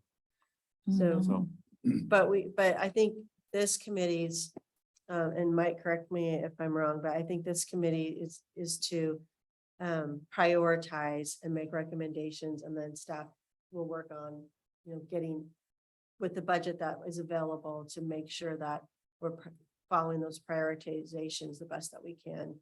Okay, when we had the committee meetings Mhm. with the assistant city manager, she explained to all of us that every budget that was submitted by every committee and or commission in Estacada was approved last year. So I'm just throwing it out there. Okay. Do we subtract things or do we submit as is? This is my first time with the committee with the budget, so. Okay, this is my first committee. Well, all I know is that like for Parks and Rec and Arts and the Downtown Estacada Commission, they budget for their events, they budget for any revenue they're gonna bring in. And then if there's if they don't have that, then they just budget for what they need to do these events. And so I think I appreciate you going to the work of finding prices and so that you have now you can see it's a significant amount of money that it costs to purchase the equipment that would be needed. But if you want to turn it in all in one, if everybody Well, it's agrees up on to- that, Yeah, that's up then to. we could split, a staff could split it out and say, okay, this is the recommendation for Public Works. And the rest would go actually in the budget for the committee that the committee tracks and you wouldn't have to worry about what's in Public Works because sometimes this year, I think you're getting pretty low on street maintenance. I have, we have some, I'm trying to buy 2 of the crosswalk blinkies lights, Okay, like we have, where did we install those last? At the library. Library was one, but I want to buy 2 of those signs to where I can get at least second by the grade school, CRE lit. Cause that's where my kid goes there. I mean, I've seen a lot of people almost get hit there. And, so then next year, I think we could budget for possibly in front of the junior high and then so on and so forth, start getting those around, yeah. Counselor. You know, if there's any opportunities for grants that would help with funding of stuff like that to help offset the expense to the city? Either state or federal grants that might help with something I don't Safe- know, yeah, I don't know of safety related? any, I don't know of any right now. There must be some out there. Because There are. I mean, stuff out here will be taken with the Main Street project, Right. right? All that, that'll be taken care of. Okay. Mhm. Yeah, maybe safe routes to school. They might have some grants for in the school zones. We do have, there's safe routes to school plans for Rivermill and the middle school. Can't remember if CRE was in that or not. But it's something to look. Might at. be an opportunity to pick up some of the expense without the burden falling on the city and still get the same goals. That sounds good. Randy? Well, I was just gonna say, I mean, if we found some grants that we saw would help with that, could we bring it to you guys? And then maybe Sure. that could fast track some of this stuff and help us get more of it done. Absolutely. Cool. Barry, go ahead. Sorry, I'm ready. Mechanical question. When you do temporary things, signage, do you locate the same area usually for things where you would put a sign? Like for a slow sign or a lit sign that flashes? Would that be in a consistent area, temporary or what? So are you talking for like when we put down our temporary speed signs? Yeah, well, more so like when you're gonna have the radar thing, right? You want to The get, radar trailer? yeah, Yep. and it's set up with a sign before that, right? No, No, it's Nope. just like, it's gonna just it's blast gonna hit you right in the whatever's face, coming. yep. It's their traffic calming. Okay, That's all we try to do. So we're gonna try to do it on complaints, but like our last one, we would roll out probably once or twice a week. Just to not keep it the same spot. And we Got would it. constantly move it to like 4th Street Hill was a bad one. Oakview was bad. And so now we're kind of hitting like the school zones were bad. Lake Shore gets pretty bad. I mean, we had some consistent speeds down there that we caught of like 45 on Lake Shore. That's super fast. So yeah, way too fast. Yeah. So is there any area where you set up a sign that's temporary all the time?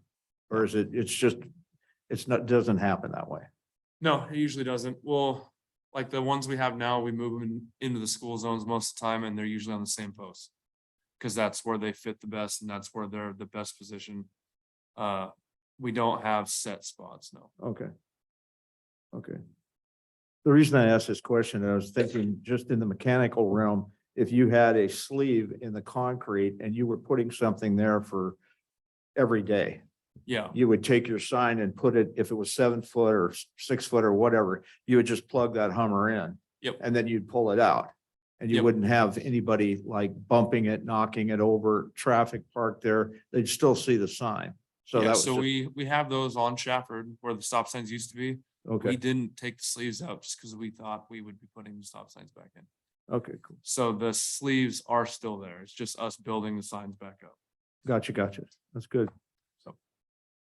And the thermoplastic stop bars, or paint stop bars. Yeah, thermoplastic stop bars, stuff like that. Where because of the whole COVID, whatever happened back then, there's a shortage of primer. And it's been on back order. We can probably get some now, but I can't put it down right now. It's too cold. So this spring, I'm hoping to get some primer to start hitting stop bars again, crosswalks, stuff like that. And we Awesome. prioritize schools first. Same with yellow paint. We always hit schools first, then we branch out of town. Or branch out in town, sorry, Right. not out of town. And that's good. Melanie's relayed those 5 spots to you, right? Yes. Okay, all right, good. Excellent. So let's see, anyone have anything on the budget? Additions, subtractions? Randy? Like cards maybe, or materials we can hand out to people. We can add in here like providing things that we can hand out during events, like flyers or talk about what we do or things like that. I don't see it on here, so maybe we can add that in. I don't know if we're allowed to get cards or not, but I know when we were at the What's up? What's Up Estacada, everybody's handing out cards and I'm sitting there like, well, I don't have a card. I'll write on a piece of paper. I don't know if committees are allowed that or not, but if we are, I think it'd be a really good idea. Even if it was something basic where we could write our name on it or in our information, but it said committee, traffic and public safety committee. Maybe we could add that in there. Where do you want to put that under? Are you talking business card? kind of a Yeah, thing? like, or something that we can Just like, generic.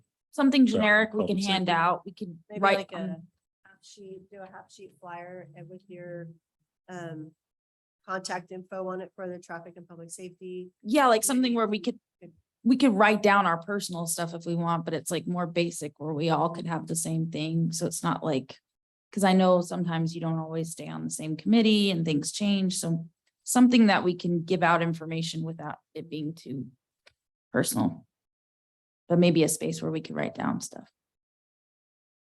Does that make Sounds good. sense? No, that sounds good. Okay. So generic card. Yeah, I mean, you could get cards made where it says our committee name, our committee email, stuff like that. And then on the back, it has lines where we could write in what like if we meet somebody and say, hey, they wanted to contact us, we could write down what we chose to write down. I'll add that to the neighborhood watch events or public safety programs for business cards. Yeah. Anyone else have anything? No? Or are you still looking it over? Yeah, I got a question. I got a Go ahead. question on budget. Don't know. Direct it to Melanie. When a committee has a budget, do they normally, or would you know if they normally increase that budget at the end of the time frame allowed for that budget, if it's yearly or what? Do you know how that rolls out? For example, if let's say budget committee decides, okay, is that for 1 year, 2 years? How does that budget run like that with? So we do the budget on an annual basis and I'm not sure what you mean by do they increase the budget at the end, but so each year, the committees, usually it's just Spend Arts Commission, Parks and Rec, and Downtown Estacada Commission will determine the events they're going to do. They determine the cost for that and they put that is what goes into the budget for city committees. And then each group keeps track. We have a spreadsheet that we can keep track. And we'll have to get you the forms. I guess there's forms to fill out and have either the chair signs off or if the chair is wanting to make one of these purchases, then somebody else on the committee would need to sign off. But it just goes through the process every spring. And the budget year runs from July 1 to June 30th. Okay. And so I'm not sure if that. Well, that really answers, answers your question. yeah, my question is like, so you end up each year when someone is requesting a budget, each committee, then is there, like, let's say there's $10,000 left in the budget. And that was not spent. So, Do you carry that over? Is that what you're asking? yeah. So let's say that, the budget again might require an increase for that next time, for the next future year. So the budget is held in a pool, right? And it's allocated out of the pool of the city, correct? Mhm. It's, Right. so the budget cap is literally your spending ability, Right. The purpose of the budget is to set those limits of the. correct? Yes, yes. Okay. I just wanted to clarify that. Okay. Yeah, and if for some, and we would ask that committees are as frugal as they can be. We obviously want to do nice events. We want to be first class, but we would request that you be frugal. And some committees have opportunities to have sponsors for events where they can bring in funding to kind of offset. So if they can bring in $1,000 and it costs $1,000 to do the event, then that's great. That doesn't always happen. But so if there's leftover, but if you do get to the end and it's left over, it's not like use it or lose it. By the time you get to June 30th, we've already created the budget for the next year to start July 1. You decide what you're going to need in the next year, and they're kind of standalone. So you get a gold star if you Yeah. don't do your budget. You do, if Yeah, you, yeah. in fact, And that's if you're what- making, if you can get sponsors, and Yeah. whichever committee can fund their own programs, that's fantastic. But that doesn't always work out. We realize that it's important for the city to support these programs for our community, so. Yeah. Yeah, but I'll hand out gold stars if you don't print them off. Randy. So the budget is being decided soon, right? So we need to turn this in like ASAP, I'm guessing. So do we need to just, this chunk here for needs to be recommended to the Public Works, and then we need to decide what our amount is that we want to present? Is that what I'm just guessing? How about we make a motion to vote on this and Yeah. then we recommend the staff to take out for Dawn, and how's that? That works for me. Somebody want to make a motion? I make a motion to propose this budget. Okay, do I have a second? Do we need to add anything to that? Second, the business cards and Oh, yeah, I'll okay, cool. submit that. I think you got a second. from Second. Jason. All right, all in favor? Aye. Aye. Motion passes. Any nays? Oh, okay, thank you. Yay. All right, I'll send that to you with the amendment there, Melanie. Yes, thank you. Okay, school zone crossings. We talked about that with superintendent. The Sixth Street in front of the high school and what we want to do there. Obviously, Don knows what we want to do. And anyone else have anything on that? No. No?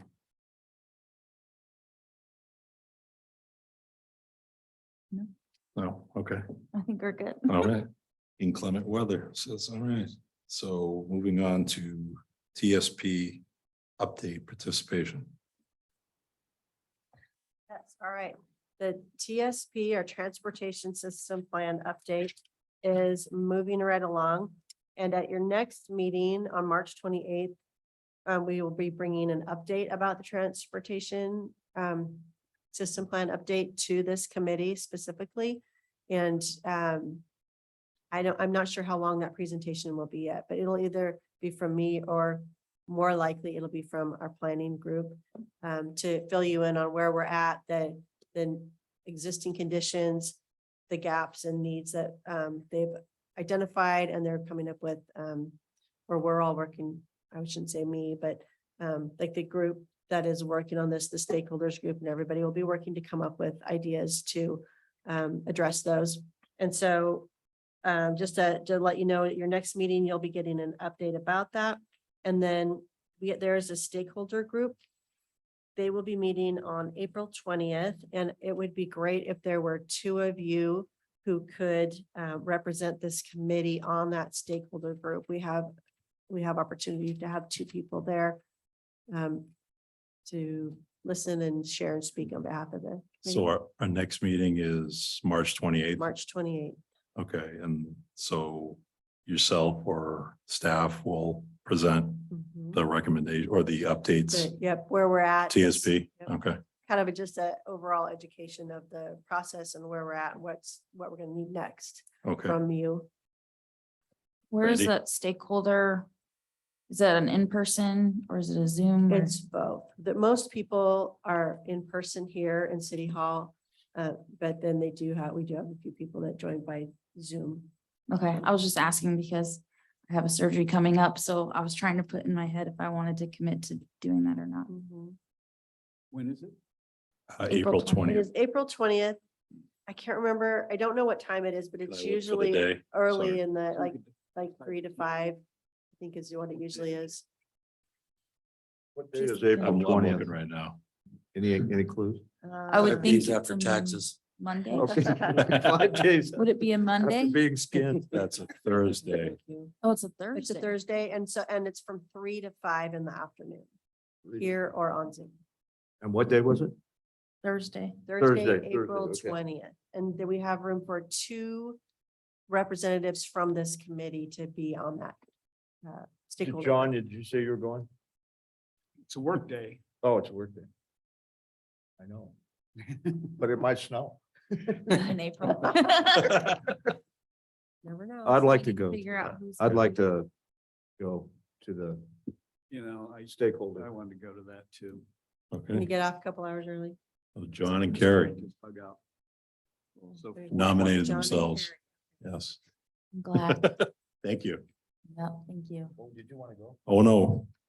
We're camping. Okay. I already looked. Alright. Excellent. Let's see, moving on.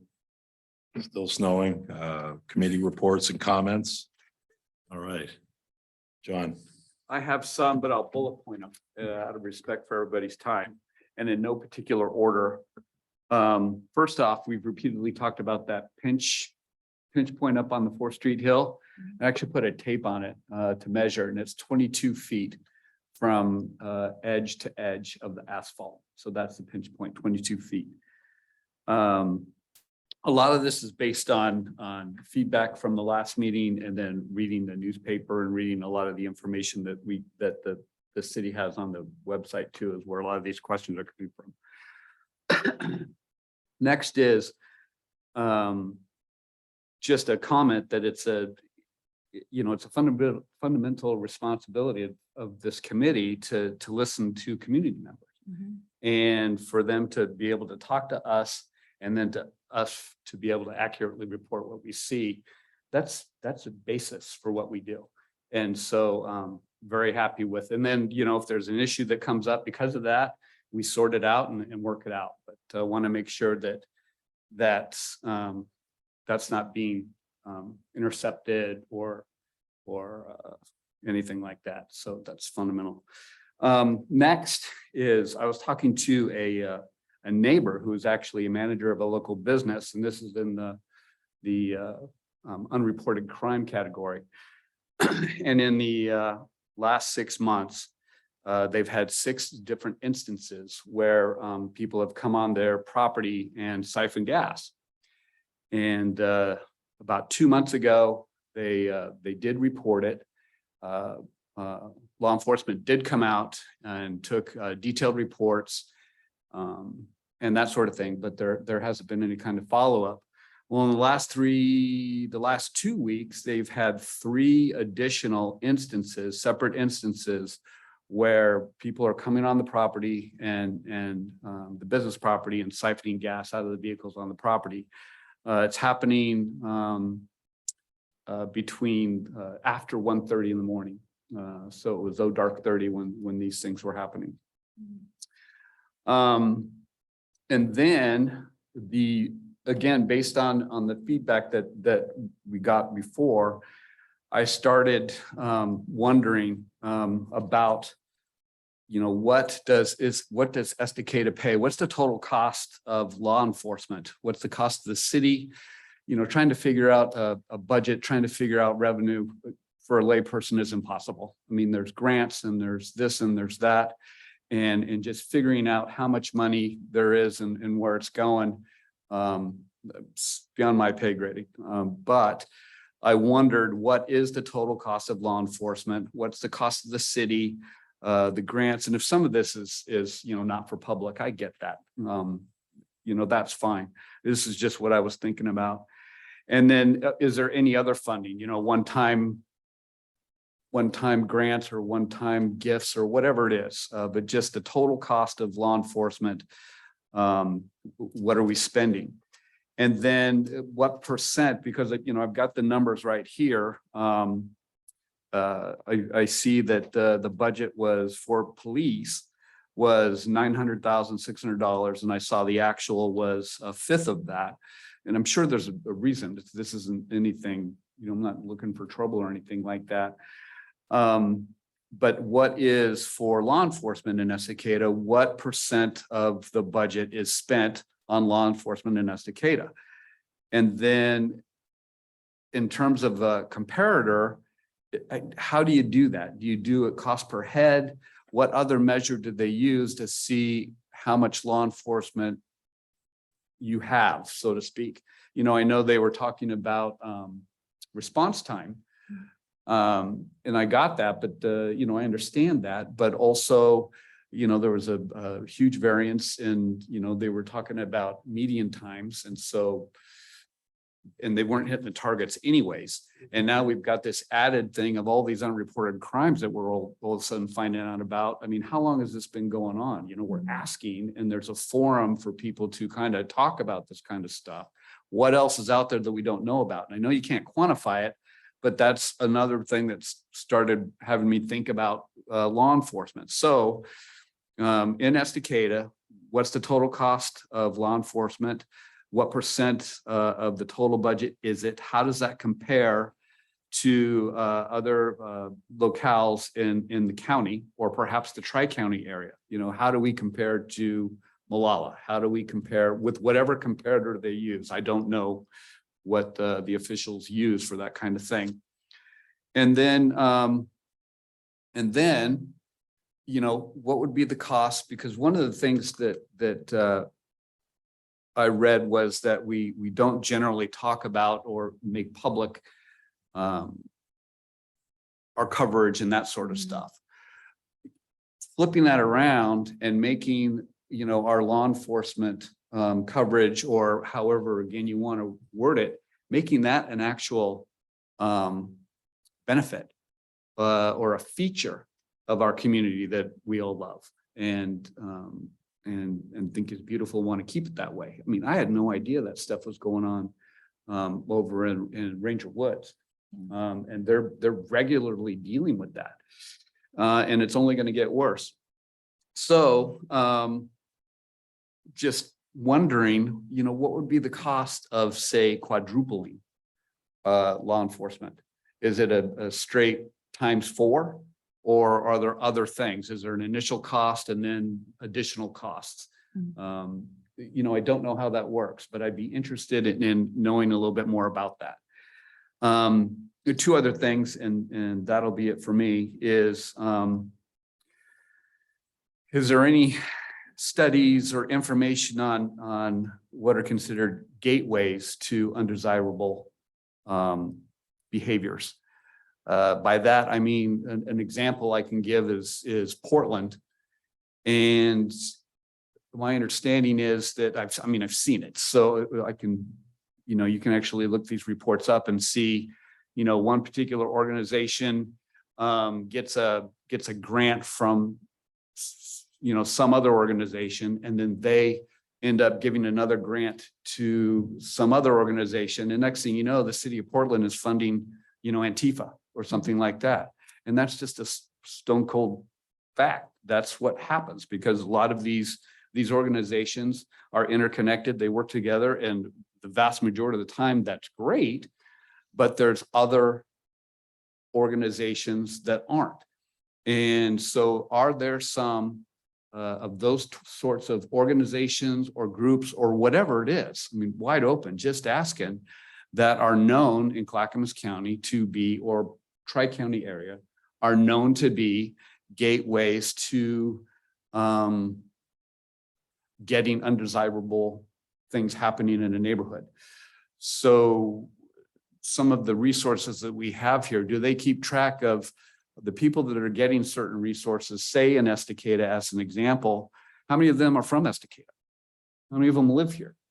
You know, I understand there's homeless, and so that would be, I mean, that explains itself, but I'm just wondering, is anyone counting? Because it seems like that's something that happened in Portland, is the more resources there were, the more resources they were, the more people started showing up for the resources. And next thing you know, you're worrying about walking the path at Ranger Wood or something like that.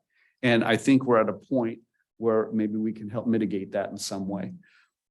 The last thing I've got is, and I got this reading about the planning for childcare in Estacada. And I'm not sure, I don't know what R1, R2 and all that kind of stuff is, but I did read it. And the ability to put small childcare facilities, large childcare facilities, or youth support services was the one that got my attention in neighborhoods. And it looks like it's pretty much all over town. And in my neighborhood, there's one particular house that there's 8 cars that are used every day associated with that house, which is, I mean, that's, what else are they going to do? I mean, they're all working in that kind of stuff. So it's not that, but is there some kind of limit to the number of cars that can be associated with a house in a residential neighborhood? And is it broken out by R1, R2, R3? And so what I was thinking is if you've got a great big childcare center that's taking care of, say a mini school or something like that, and it's right next door, what does that do to the neighborhood? What does that do to, you know, I live on a court. What does that do to my court? And I don't know. But I'm just asking, because we have a ton of growth coming. And so we can either plan ahead and see how we want things to go, or we can just deal with it when it happens. And so, again, I'm not looking for answers tonight. I just wanted to throw that kind of stuff out because it seemed like the right forum for it. And that's all I got. Awesome. Thank you, John. Anyone else? Ready? I have something to say. Yeah. I appreciate what you said. A lot of that is stuff I think we definitely should be looking into. So I really appreciate that. One area I wanted to mention, I'm echoing, was when you stated that we are here to speak up for people. And it's important to not hinder that.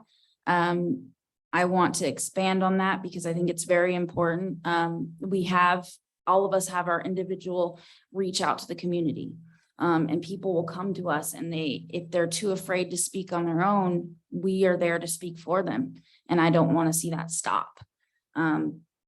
And I'm sure you guys know what I'm referring to.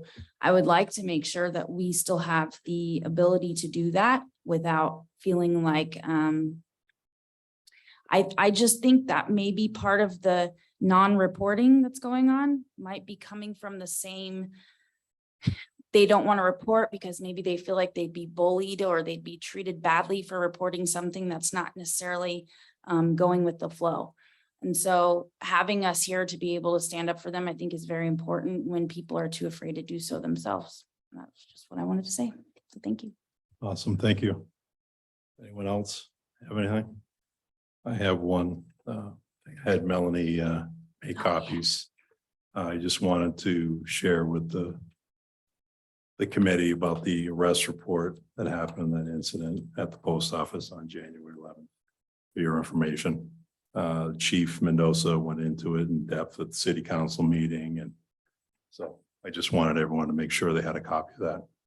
Since I went on, paid for the report and make sure that the committee knows what's going on. So there you have that. Anyone else? Gary.